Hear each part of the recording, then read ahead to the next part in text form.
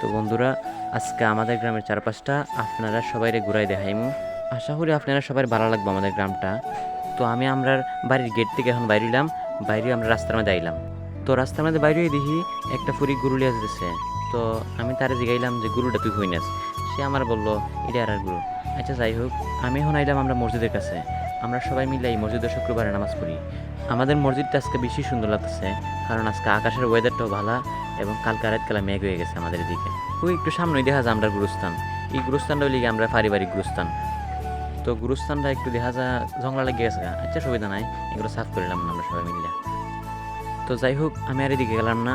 তখন আমরা যেতেছি যে কালকে রাত্রে তো আমাদের দিকে প্রচুর মেঘ হয়েছে। ফুলাভানতে গেছে মাছ ধরতে, দিই মাছ নিফা।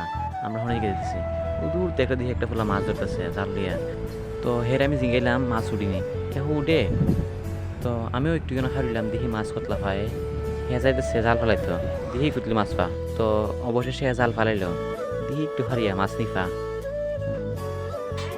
এখন টান দিতেছে, দেখি মাছটা নিফা।